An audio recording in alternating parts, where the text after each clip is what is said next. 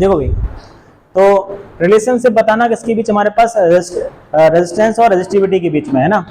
तो resistance directly proportional to length of the conductor और resistance inversely proportional किसके होता है, एरिया ऑफ क्रॉस सेक्शन के। दोनों को मर्ज करेंगे, हमारे पास क्या होगा, resistance directly proportional to L by A, है ना। इस प्रोपोर्शनल साइन को हटाते हैं, हमारे पास एक कांस्टेंट आता है, उसको बोलते हैं रो एल बाई ए। क्या बोलते हैं भाई, R equal to rho L by A. तो ये तो रिलेशन हमारे पास रेजिस्टेंस और रेजिस्टिविटी के बीच में, ठीक है ना। तो इसका हमारे पास ऐसा यूनिट हमारे पास क्या होगा, है ना। तो यहाँ से रो निकालते हो, रो इक्वल टू क्या होगा हमारे पास, आर ए बाई एल। यहाँ से हमारे पास रो की वैल्यू निकालेंगे, क्या होगा, आर ए बाई एल। तो हमारे पास रेजिस्टेंस का यूनिट क्या होता है, हमारे पास ओम होता है, और एरिया हमारे पास मीटर स्क्वायर होता है, लेंथ क्या होता है, मीटर होता है, मीटर से मीटर कैंसिल, हमारे पास क्या आएगा, ओम इंटू मीटर। ये हमारे पास रेजिस्टिविटी क्या होता है, ऐसा यूनिट होता है, क्या होता है, ऐसा यूनिट। और उसने बोला कि वाई आर एलॉय, है ना, used in electrical heating device. हम एलॉय ही क्यों यूज करते हैं, बताइए, हम एलॉय क्यों यूज करते हैं हीटिंग एलिमेंट बनाने में। बिल्कुल, तो जो भी हमारे पास एलॉय होते हैं हमारे पास, जैसे लाइक नाइक्रोम वायर, है ना। तो नाइक्रोम वायर हमारे पास क्या होता है ना, मिक्सचर ऑफ मेटल्स होता है, ठीक है ना। तो उसका रेजिस्टिविटी क्या होता है, हाई होता है कॉन्स्टिट्यूएंट मेटल से, यानी जिससे मेटल से वो मिलके बना होगा, है ना, उसकी रेजिस्टिविटी से क्या हुआ, हाई उसकी रेजिस्टिविटी होगी, ठीक है। तो जितने भी एलॉय हमारे पास होता है उनका रेजिस्टिविटी क्या होता है हमारे पास, उनका रेजिस्टिविटी हाई होता है, तो रेजिस्टेंस भी क्या होता है, हाई होगा। तो हमारे पास हीट भी क्या करेंगे, हमारे पास ज्यादा प्रोड्यूस करेंगे, according to Joule's law of heating.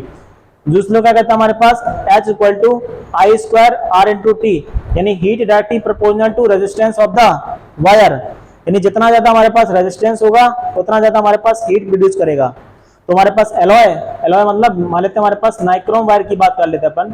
तो नाइक्रोम वायर का हमारे पास रेजिस्टिविटी क्या होती है, हाई होती है ना। तो उसका रेजिस्टेंस भी हाई होगा, और रेजिस्टेंस हाई होगा तो हमारे पास हीट भी ज्यादा प्रोड्यूस करेगा, इसलिए हम एलॉय का यूज करते हैं, ठीक है ना। अगर हम मेटल का यूज कर ले भाई, मान लेते हैं हम कॉपर वायर यूज कर ले भाई, कॉपर वायर को हमने क्या कर दिया भाई, इलेक्ट्रिक करंट में लगा दिया।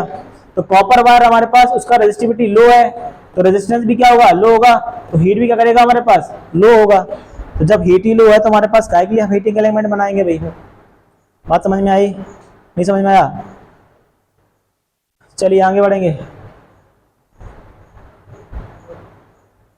इतना सा, चलिए ये बताइए, ये तो होना चाहिए आप लोगों से, ये एनसीईआरटी का सवाल है। उसमें बोला कंसीडर द फॉलोइंग सर्किट, हमारे पास 3 सर्किट गिवन है ना। ये सब करा चुका हूं मैं, दोबारा करा रहा हूं, है ना। बताना है आपको which the circuit will the power, हाँ ये नहीं कराया मैंने। बताइए पावर डिसिपेट, पावर डिसिपेट का मतलब होता है कितना हमारे पास पावर खर्च हुआ है, ठीक है। तो इन विच क्या बोलते हैं, in circuit will the power dissipate in the circuit will be minimum and maximum. किसका पावर हमारे पास मिनिमम होगा और किसका पावर हमारे पास मैक्सिमम होगा, ये आपको बताना है। चलिए बताइए, तीसरे वाले का मिनिमम होगा, यानी इसका बता रहे हैं आप मिनिमम होगा, और इसका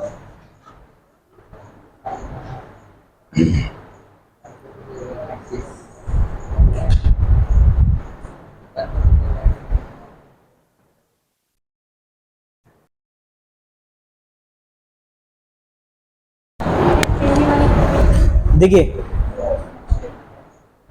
सुनो ध्यान से, हमारे पास आपको एक कॉन्सेप्ट पता होना चाहिए। हमारे पास फॉर्मूला आपको पता है, P equal to V square upon R, पता है कि नहीं पता है, अरे बोलो भाई, P equal to V square upon R formula पता है कि नहीं पता है। तो हमारे पास वोल्टेज तो सबका कांस्टेंट होगा ना भाई, यहाँ पे हमारे पास 12 वोल्ट होगा, यहाँ पे हमारे पास तो एक कर लेंगे अपन लोग तब भी 12 वोल्ट होगा, ये पैरेलल में है तो 12 वोल्ट होगा ही होगा, है ना। इसका मतलब हमारे पास वोल्टेज कांस्टेंट है, वोल्टेज क्या है, कांस्टेंट है। तो P inversely proportional to R हो जाएगा, यानी जिसका रेजिस्टेंस हमारे पास ज्यादा होगा उसकी पावर कम होगी। ये कॉन्सेप्ट बता रहा हूं मैं आपको, है ना, कैसे करेंगे वो भी बता रहा हूं मैं। जिसका रेजिस्टेंस ज्यादा होगा उसकी पावर कम होगी, तो जिसका रेजिस्टेंस कम होगा उसकी पावर ज्यादा होगी। तो किसका रेजिस्टेंस कम होगा, आपको मैंने बताया था पैरेलल कॉम्बिनेशन में हमारे पास क्या होता है, हमेशा रेजिस्टेंस मिनिमम होता है, और सीरीज कॉम्बिनेशन में हमारे पास रेजिस्टेंस क्या होता है, मैक्सिमम होता है। तो यहाँ पे बात करें हमारे पास ये सीरीज कॉम्बिनेशन है, तो ये हमारे पास कितना होगा 10 ओम बनेगा हमारे पास, और यहाँ पे हमारे पास 12 वोल्ट की बैटरी होगी, तो यहाँ पे 12 वोल्ट हो गया। अगर हम यहाँ से पावर निकालते हैं तो क्या होगा, P equal to V square upon R, यानी 12 का स्क्वायर अपॉन 10 कितना होगा, है ना 144/10 यानी 14.4 वॉट। ठीक है, अगर यहाँ पे बात करें हमारे पास कितना पावर होगा, ये इसका हमारे पास इक्विवेलेंट रेजिस्टेंस कितना होगा, इसका इक्विवेलेंट रेजिस्टेंस कितना होगा 2.5 ना, हाफ हो जाता है ना। तो इसका रेजिस्टेंस हमारे पास 2.5, बैटरी हमने कनेक्ट की भाई, ओके 2.5 और रेजिस्टेंस हमारे पास 12 वोल्ट।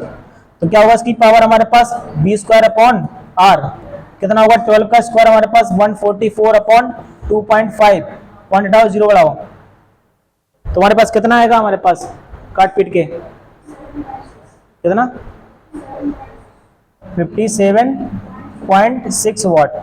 बताइए भाई किसका हमारे पास पावर ज्यादा है, थर्ड वाले का ना, ये मिनिमम बता रहे थे, उल्टा है ना। ये कॉन्सेप्ट आपके पास ये कॉन्सेप्ट है, ठीक है, ये सॉल्यूशन है, क्लियर बात समझे। तो इसका हमारे पास पावर क्या होगा, इसका पावर हमारे पास मैक्सिमम होगा, है ना, इसका पावर हमारे पास क्या होगा, मिनिमम होगा। यानी हमारे पास यहाँ पे आंसर क्या होगा, उससे पहले मिनिमम पूछा है तो मिनिमम किसका होगा हमारे पास यहाँ पर, सेकंड वाले का, और हमारे पास मैक्सिमम किसका होगा हमारे पास, थर्ड वाले का। क्लियर बात समझे, नहीं समझे।